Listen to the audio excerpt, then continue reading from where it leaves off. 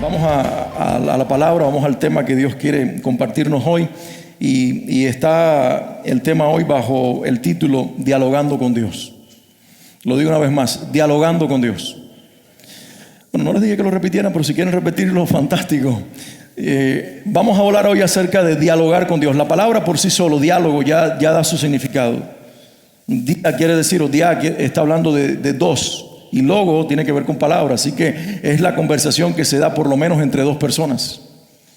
Y hoy vamos a hablar acerca de esa realidad que Dios quiere que nosotros cobremos conciencia y se vuelva vida en nosotros. Dios quiere dialogar con sus hijos. Amén. Dios quiere hablar contigo y que tú le hables. Básicamente, quizás digas, pastor, lo que vas a hablar es acerca de oración. Bueno, sí, pero la iglesia ha tomado una conciencia de oración como lo que nosotros hacemos para hablarle a Dios. Pero nunca hemos entendido que la oración es un diálogo. Es cuando yo le hablo a Dios y Dios me habla a mí y yo lo escucho. Amén. Entonces creemos, nosotros como iglesia creemos, y nosotros a la luz de la Biblia entendemos que el Dios con el cual nos relacionamos no solamente es un Dios que escucha muy bien, sino también que es un Dios que habla muy bien. La Biblia dice, y quiero comenzar leyendo este primer versículo en Génesis capítulo 5, los versículos 22 y 24. Me encanta esta declaración de Génesis 5 y dice: y caminó Enoc con Dios después que engendró a Matusalén 300 años más, y engendró hijos e hijas. Y luego cierra el versículo 26 con la misma expresión del 24. Caminó pues Enoc con Dios y desapareció porque le llevó Dios. Esta es una de las declaraciones de la Biblia quizás más tremendas, porque habla de un hombre que caminó con Dios después de que el primer hombre y la primera mujer habían decidido dejar de caminar con Dios. ¿Me hago entender? Cuando Dios diseñó a Adán y lo puso en el huerto del Edén, parte del diseño tenía que ver con tener una relación estrecha con esa criatura que había puesto en la tierra. ¿Por qué? Porque Adán era la imagen de Dios. Así que Dios y Adán caminaban juntos, y de esta forma toda la creación animal y vegetal estaba siendo testigo, por decirlo de alguna forma, de un hombre que caminaba con su Dios y de un Dios que caminaba con el hombre que había creado. Imagínate qué bendición. El diálogo que existía continuamente, Dios trayéndole los animales y diciéndole a Adán, ¿cómo le vas a poner nombre a estos animales? Adán poniéndole el nombre de acuerdo a la iniciativa que Dios le daba. Y en este contraste o en este ambiente perfecto, el hombre y Dios tenían relación, tenían diálogo, tenían comunicación, y era algo hermoso, algo precioso. Pero el pecado vino y lo dañó. Y el pecado es la desobediencia. El pecado en sí es cuando tú y yo decimos: no necesito a Dios en mi vida para vivir, sino que yo mismo o yo misma puedo ser Dios. Eso fue lo que básicamente Adán y Eva dijeron. La serpiente le dice: si comes de esta fruta, ¿serás qué? Ya no semejante, sino igual a Dios. Es decir, ya no serás el que lo refleja a Él en la tierra, sino que Eva, Adán, serán sus propios dioses. Y tendrán la oportunidad de vivir libres por primera vez de ese yugo de Dios que les impuso. Eso fue lo que básicamente el diablo le propuso a Adán y a Eva. Y ellos interpretaron, primero Eva y después Adán, que esto sería lo correcto. Que comer de la fruta era separarse de Dios y entender que podemos existir sin Él. Pero qué tremendo que después de esta caída, que el hombre decide: Dios, mira, ya no quiero vivir como tú me impusiste vivir, así lo interpretó, sino que quiero ser mi propia diosa y quiero ser mi propio Dios. Después de esta caída y de las consecuencias de muerte que esto trajo, resulta que como parte de la generación de los hombres que descendían de Adán, se levanta uno cuyo nombre dice la Biblia que fue Enoc, en la 7ª generación, y dice que Enoc caminó con Dios. Alguien diga conmigo: Enoc caminó con Dios. Aunque tú seas una persona lacónica, una persona poco comunicativa, alguien que hable poco, por mucho que tú te mantengas en silencio, siempre cuando llevas a alguien al lado, por lo menos un par de frases le dirás. Porque algo que se genera cuando dos personas están juntas es que van a conversar, ¿sí o no? Alguien va a escuchar, el otro va a hablar y viceversa. Este le contesta y el otro le escucha, y eso establece el diálogo. Y el diálogo es la base para la comunicación. El diálogo es la base para que la relación se vuelva estrecha. Así que si la Biblia dice que Enoc caminó con Dios y que llegó al punto de caminar con Dios, que Dios no lo dejó morir, sino que se lo llevó con él, eso quiere decir que Dios y Enoc tenían diálogo, tenían comunicación, y por lo tanto el resultado fue intimidad.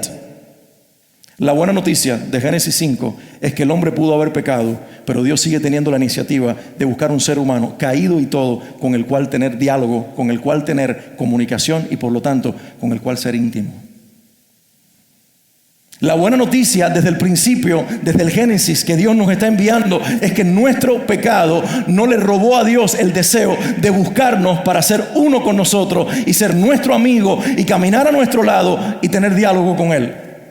Dije que era una buena noticia y ustedes me están mirando con cara de 8 y 20.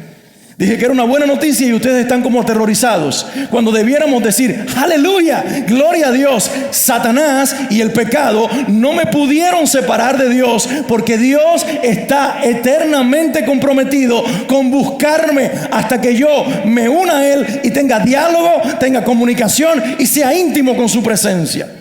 Alguien alabe a Dios en este lugar y le dé un aplauso al Señor. La Biblia hace algunas declaraciones de hombres dialogando con Dios o hablando con Dios. Me encanta lo que dice Éxodo 23:25. Éxodo 23:25 dice: adora al Señor tu Dios. Adorar también es intimar, es diálogo, es comunicación. A ver, di conmigo: adora al Señor tu Dios. Y luego dice: y Él bendecirá tu pan. Tú le adoras y su respuesta es bendecirte. Y Él bendecirá tu pan y tu agua, y yo apartaré de ustedes toda enfermedad, dice el Señor. Qué tremendo. El hombre que se dispone a aceptar la iniciativa de Dios, de buscar intimidad y de tener diálogo y comunicación con nosotros, y entendiendo eso, le adora, lo que recibe como resultado es pan y agua bendecida y sanidad física. Así que tu vigor viene de Dios, tu bendición viene de Dios, tu favor viene de Dios. Y en la medida que entiendes esto y vives para exaltarlo, el vigor, la bendición y el favor serán más visibles sobre tu vida. Aunque haya periodos de sequedad, periodos de enfermedad y periodos de prueba, son solamente periodos. Por lo que caracteriza al Hijo de Dios es vivir en bendición en todas las etapas de su vida. Alguien alabe a Dios. Salmo 63:1 dice: oh Dios, tú eres mi Dios.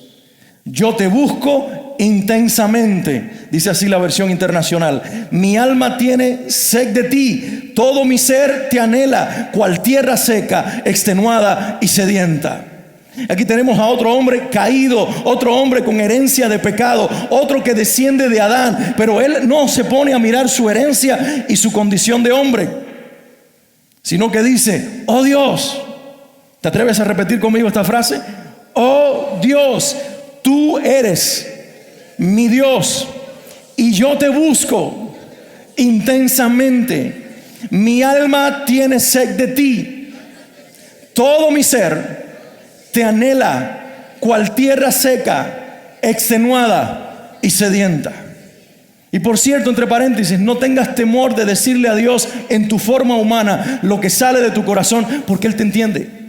Porque el salmista dice: Dios, tú eres mi Dios y yo te busco. Pregunto, ¿Dios está perdido para que lo buscamos?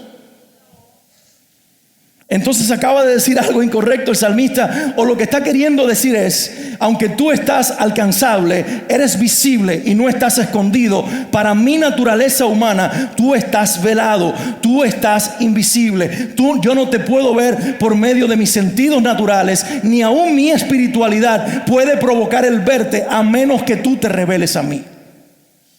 Eso es lo que quiere decir: yo te busco. Desde nuestra humanidad le estamos diciendo: aunque tú estás ahí, reconozco mi incapacidad para verte, pero así todo,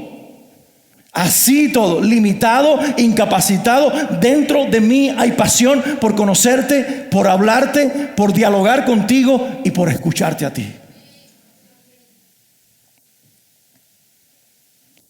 Dice la Biblia en Jeremías 29:12, entonces, dice Dios, ustedes me invocarán y vendrán a suplicarme y yo los escucharé.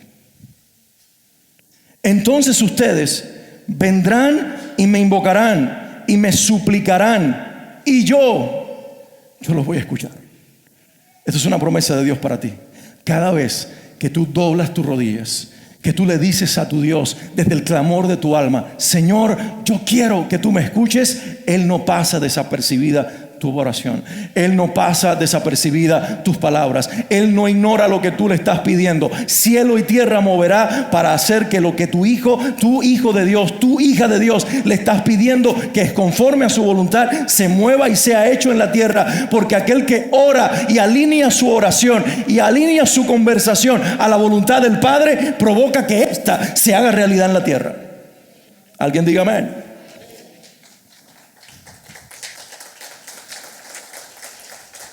Ahora, cada una de estas declaraciones usan, por decirlo de alguna forma, usan unos títulos con referencia a Él, al Eterno, a Dios. Y usan mucho la expresión aquí, el salmista Jeremías, aún en Éxodo, Moisés, usan mucho las expresiones Señor y Dios. Dios, Señor, Señor y Dios. Y yo pregunto, ¿quién es este Señor y Dios al cual nosotros le hablamos? ¿Quién es este al que nosotros debemos llamar Señor y Dios? En el Nuevo Testamento creo que el Espíritu Santo se tomó más el tiempo de revelarle al ser humano lo que para los judíos no estuvo tan claro.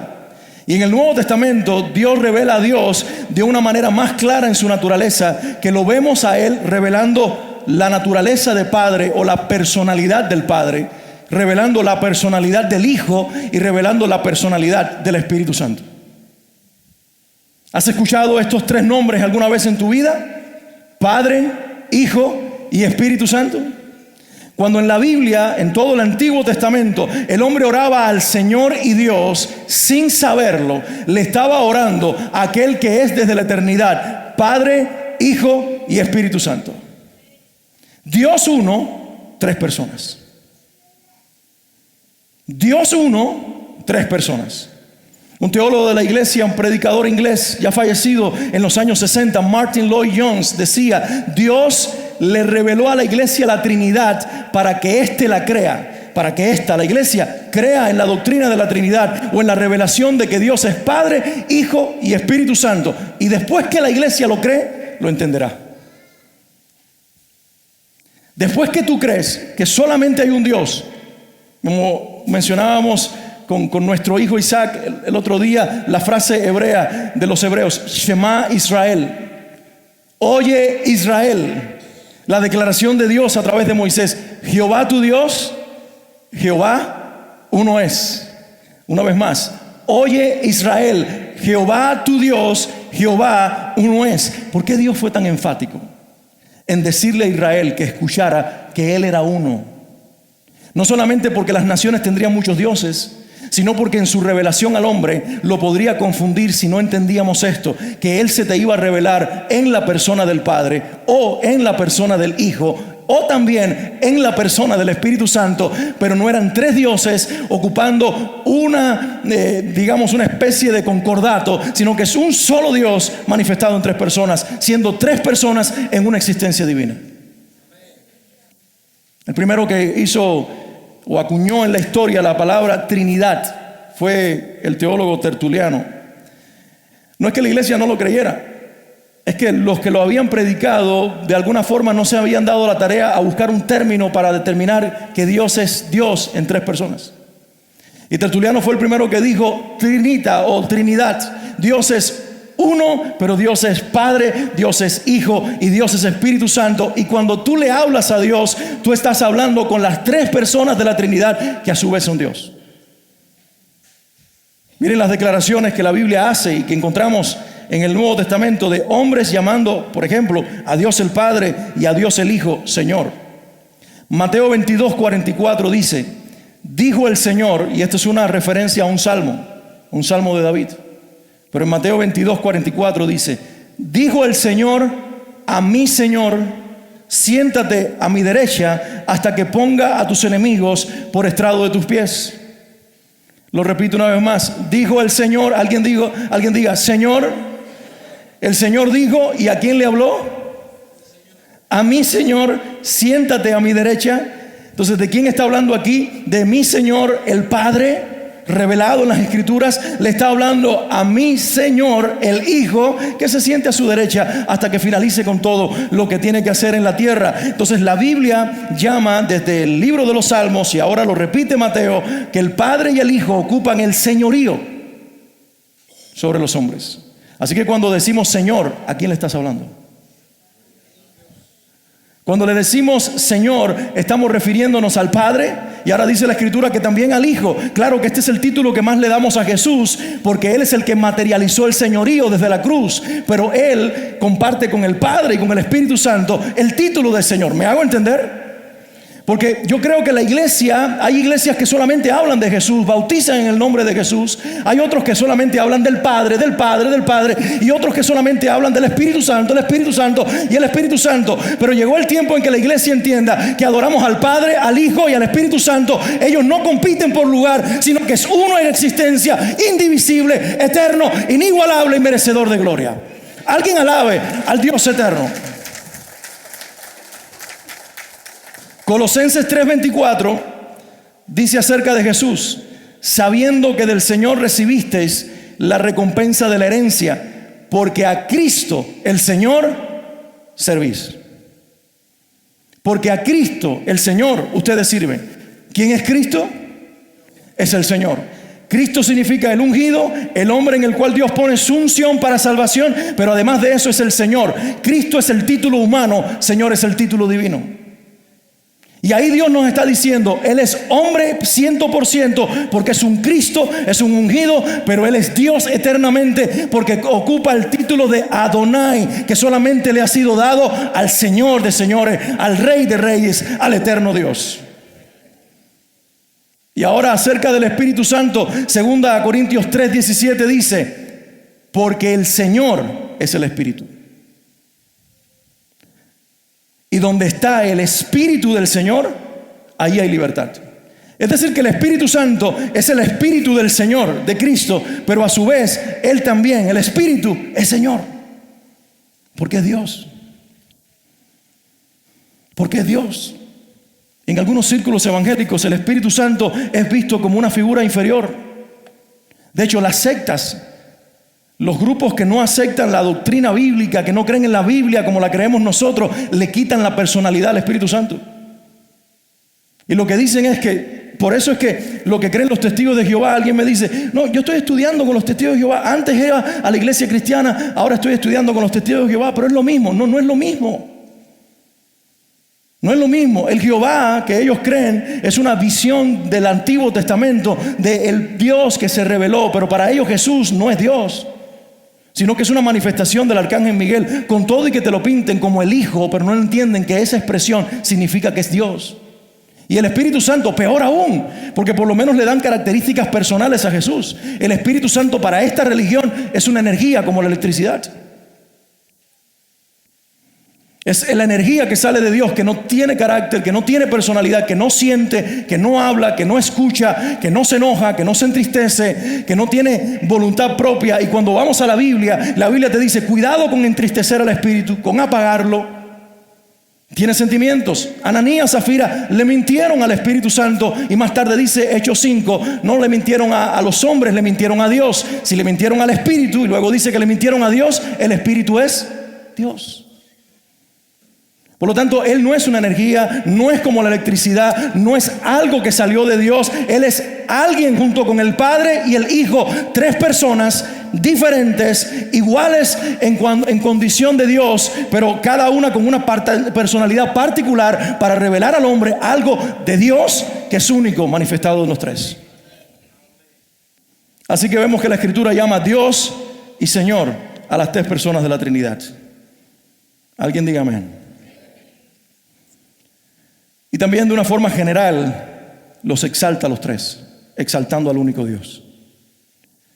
En Lucas capítulo 1, versículo 46, María, la madre de Jesús, cuando el ángel le revela que va a recibir en el vientre un niño engendrado por el Espíritu Santo, dice: engrandece mi alma al Señor, y mi espíritu se regocija en Dios mi Salvador. Aquí la expresión Señor está pensando en los tres.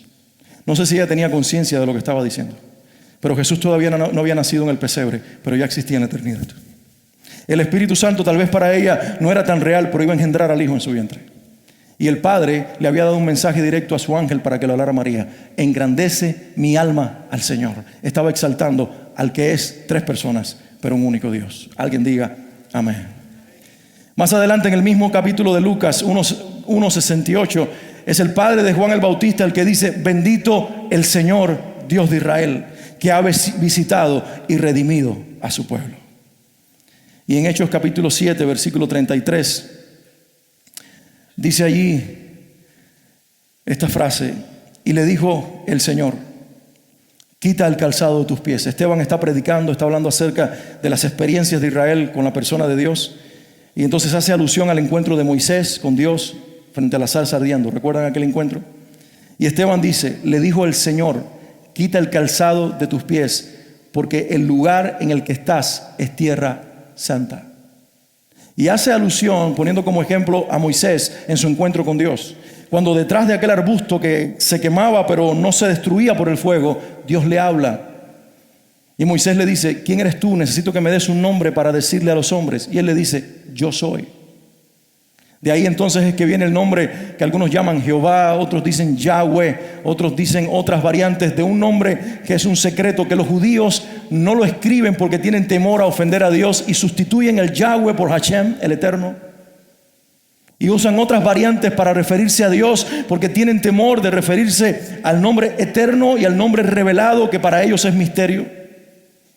Pero sin embargo, nuestra Biblia escribe acerca de Dios y usa estas dos frases en hebreo. Yo tengo que decirles esto a ustedes para que ustedes entiendan cómo Dios se ha estado revelando a través del tiempo en la historia. Pero en nuestras Biblias encontramos la expresión Jehová Dios. Lean el libro de Génesis. Y dijo Jehová Dios. Y lo vas a encontrar mucho en el Antiguo Testamento. Jehová Dios, Jehová Dios. Yahweh es un nombre singular, significa yo soy el que soy. A ver, di conmigo: yo soy el que soy. Ese es el nombre de Dios. Pero Dios se traduce de una palabra que es Elohim. Elohim es el nombre que traducimos a nuestro español de Dios. Pero Elohim no es singular, Elohim es plural. Y eso lo saben los hebreos, y eso lo saben los traductores de la Biblia, y eso lo saben los eruditos. Yahweh es un nombre singular, Elohim es un nombre plural, y los dos se combinan. Yo soy el que soy, Dios. En ese lugar debían poner dioses, pero como saben que este nombre singular le da singularidad a Elohim, saben que no es dioses, sino que ahí hay una deidad, un Dios que se manifiesta y existe en tres personas que comparten la misma condición de Dios, pero tienen personalidades diferentes. Ese es el Dios al que nosotros servimos, el cual quiere relacionarse y manifestarse en nuestras vidas. Entonces, ¿con quién debemos dialogar? Debemos dialogar con Dios, porque Dios es uno solo. Así que cuando te refieres al Padre, no estás excluyendo al Hijo ni al Espíritu Santo. Cuando dices Hijo, Jesús, Señor, no estás excluyendo al Padre y al Espíritu. Cuando hablas con el Espíritu Santo, no excluyes al Padre y al Hijo, porque los tres son uno. Tú estás hablando con el Señor y estás hablando con Dios. Escúchenme, en la mentalidad humana, tres personas no pueden ocupar una misma posición porque se van a pelear. Entonces, ninguna institución puede tener tres jefes porque se pelean. Ningún negocio puede durar mucho tiempo con tres dueños porque se parten las finanzas y dicen: tú vete por tu lado y tú por el tuyo. Abraham y Lot no pudieron vivir juntos mucho tiempo a pesar del amor que le tenía a su sobrino, porque entonces se pelearon los hombres de Lot con los de Abraham, porque en las uniones humanas, cuando no hay un liderazgo definido, lo que ocurre es caos. Pero escucha esto: así no es Dios. Así no es Dios.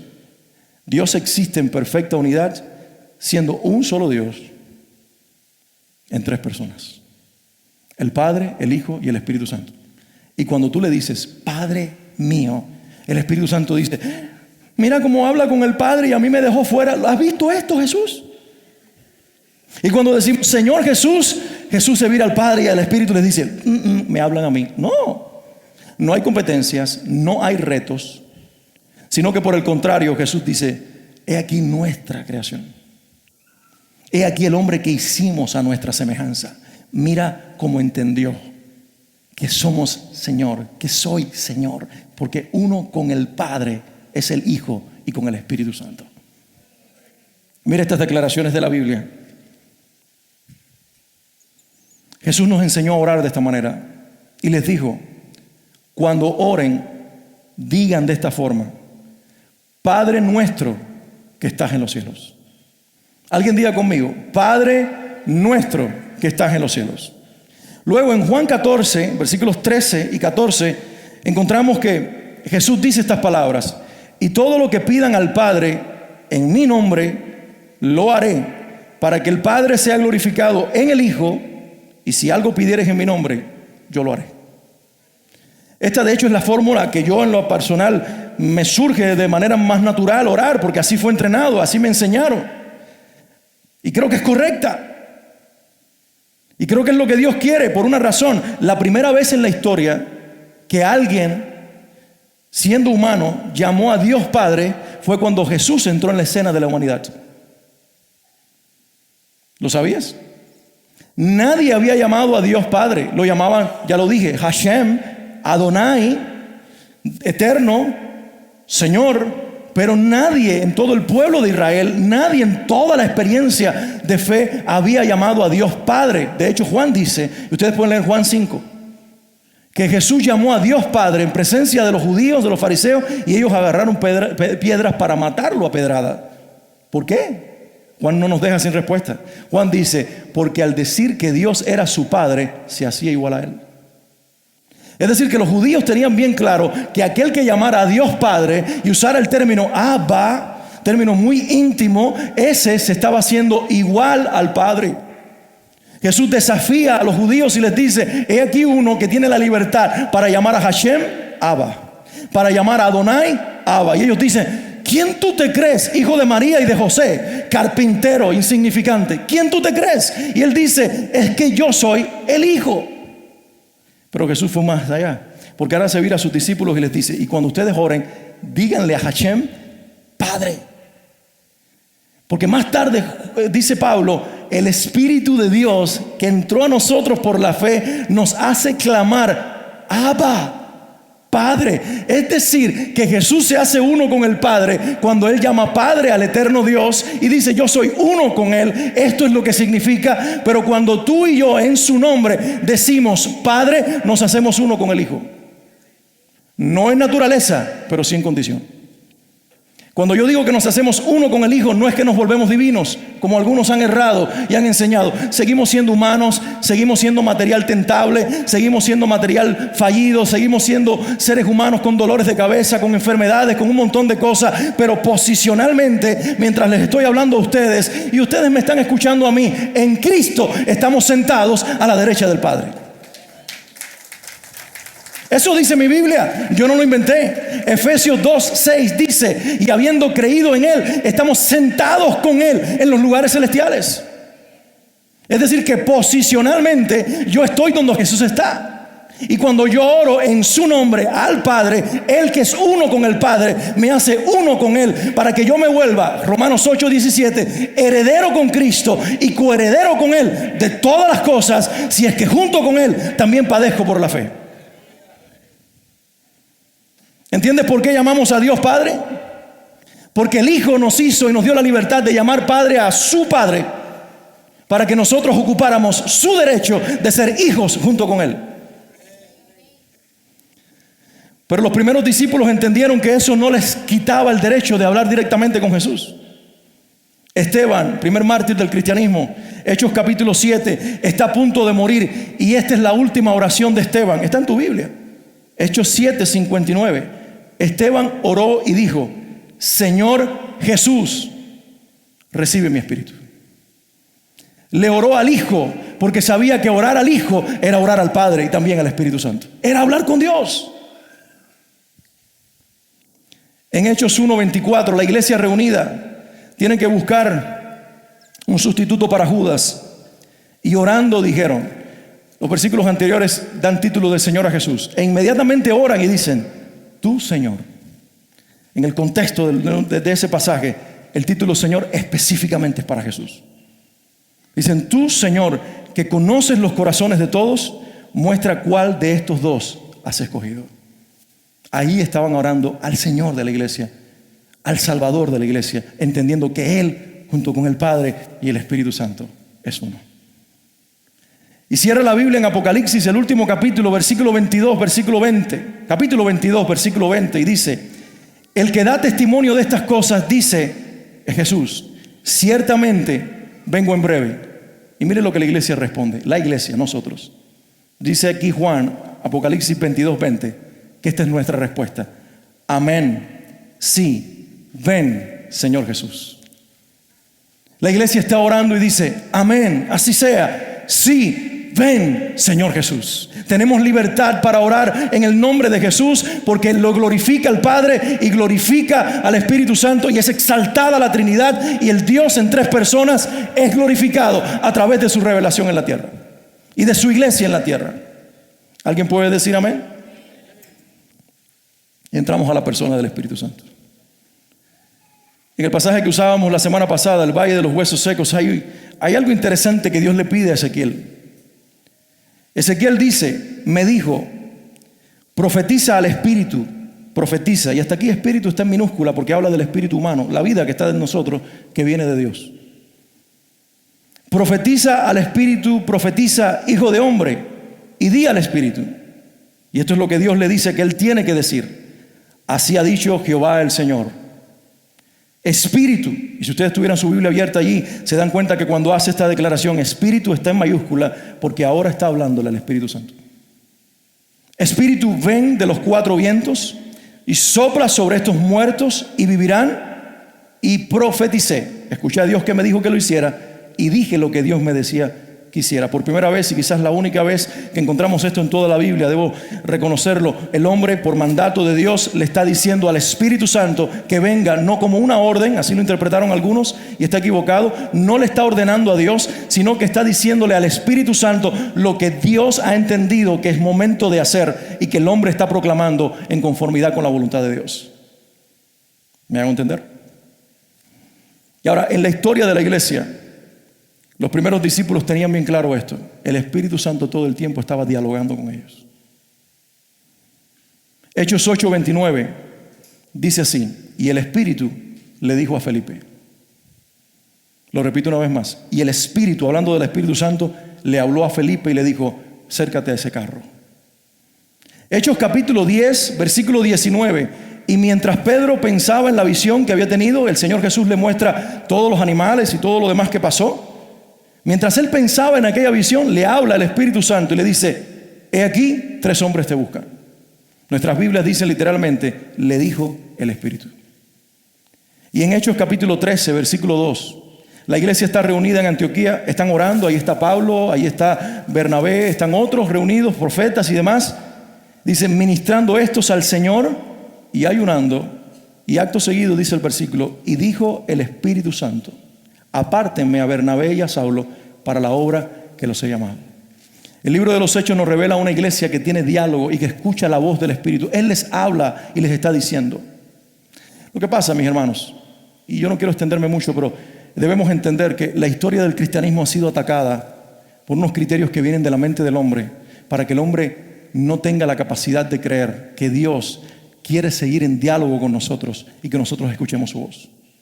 Cuando se levanta la iglesia que más tarde se convierte en la iglesia católica, lo primero que ellos interpretan es que la gente, el pueblo, la congregación no tiene oído para escuchar a Dios y que solamente va a ser interpretada la Escritura a través de los sacerdotes y muy especialmente a través del Papa.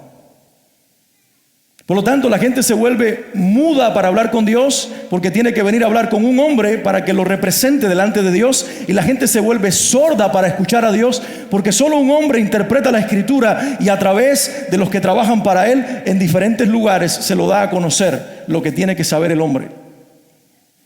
En el siglo XV los reformadores se levantan, reforman la doctrina, pero ellos no entienden No entienden que vienen de un trasfondo y de un background espiritual donde se les quitó la capacidad de creer que Dios es activo hablándole a la iglesia. Y por eso tenemos una corriente en la iglesia que dice: el Espíritu Santo en sus manifestaciones espectaculares cesó. Ya no habla en lenguas a través de los hombres, ya no hay interpretación, ya la iglesia no profetiza, ya no ocurren sanidades, porque todo eso se terminó cuando se cerró la Biblia y ahora solamente Dios habla a través de 66 libros.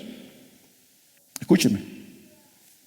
Yo creo que la palabra profética, y esto va en relación con lo que prediqué la semana pasada, la palabra profética más segura es la Escritura.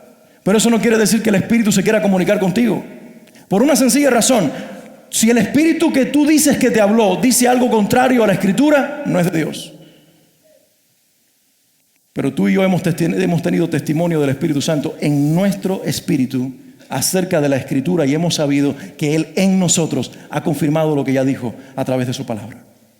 Por eso dice la Escritura que si el Espíritu le da testimonio a mi espíritu, sabré que soy un hijo de Dios.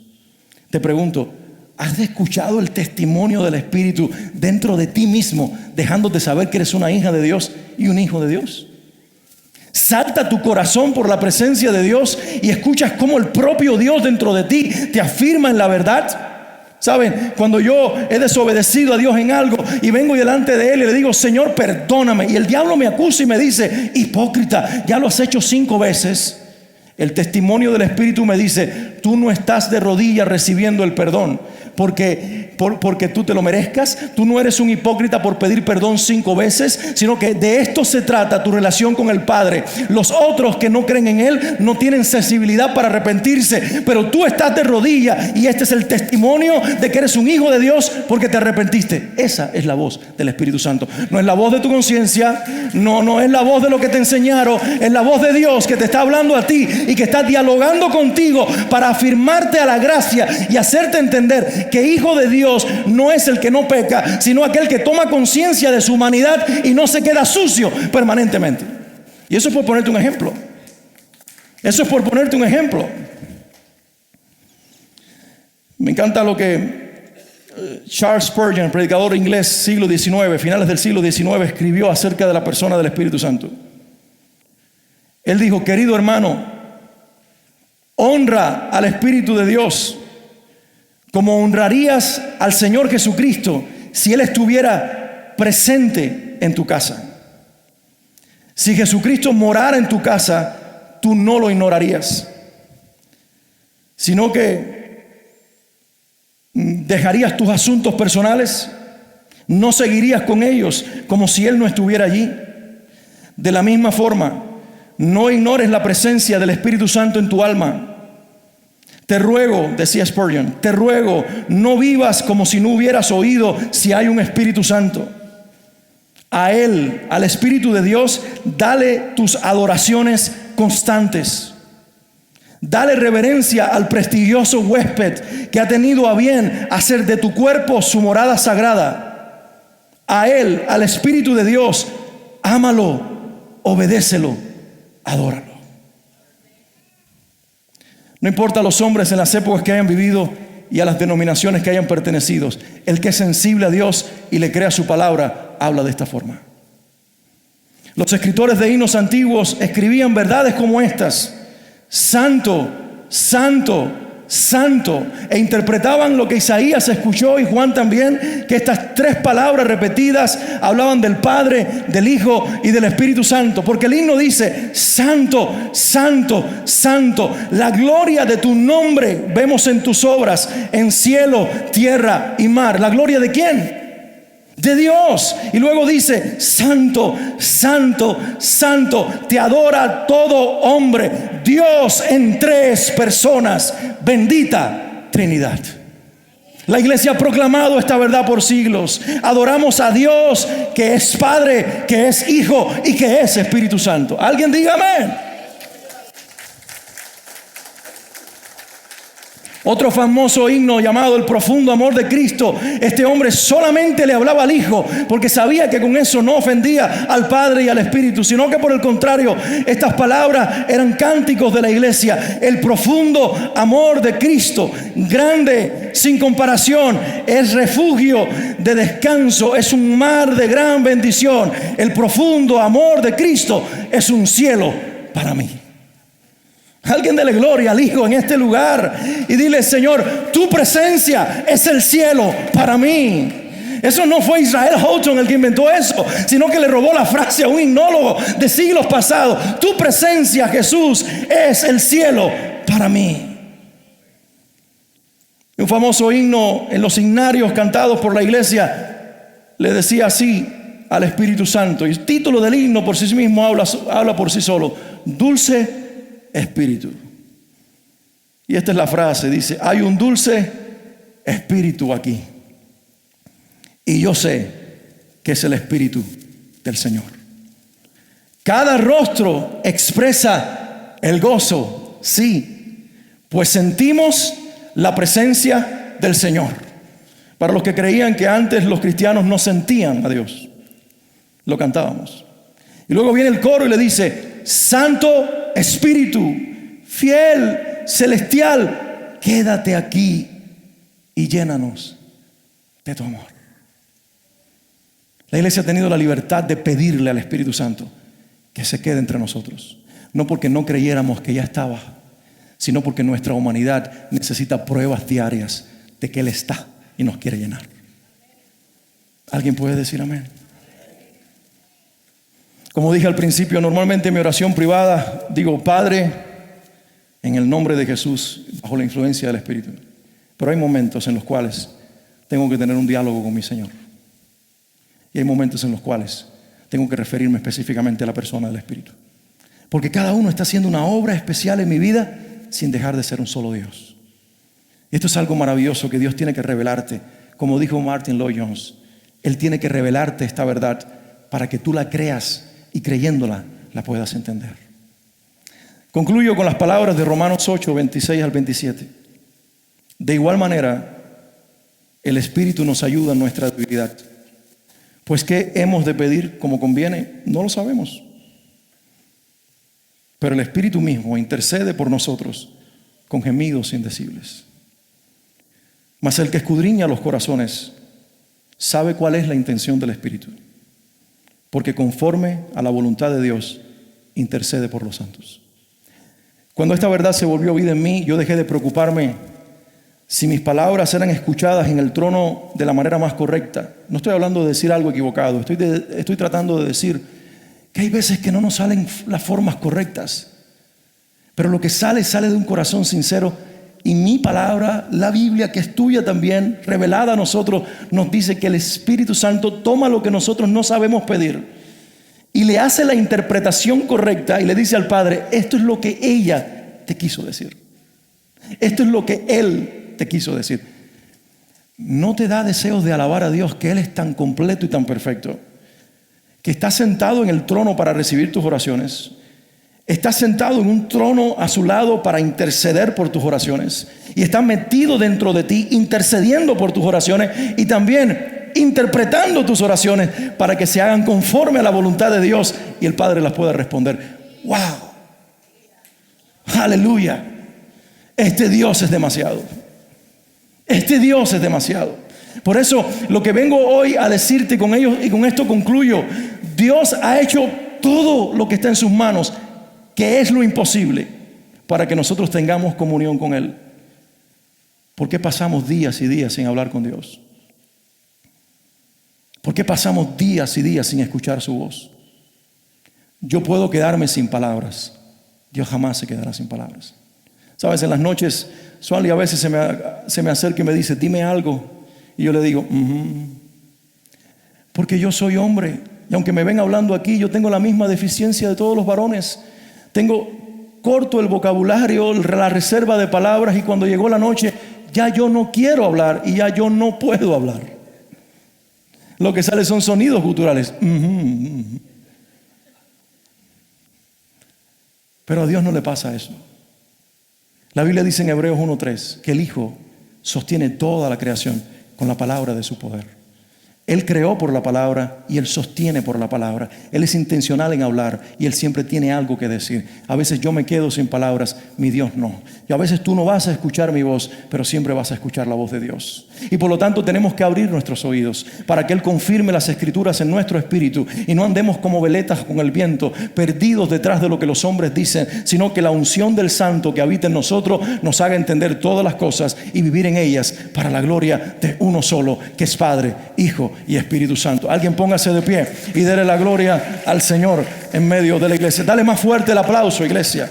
Si lo puedes hacer en este día, si tienes libertad y deseo para alabarle, dale fuerte el aplauso al Rey, dale la fuerza el aplauso al Señor, dale al que te amó con amor eterno. Desde antes que surgiera el universo ya pensaba en ti. Dale la alabanza en este día.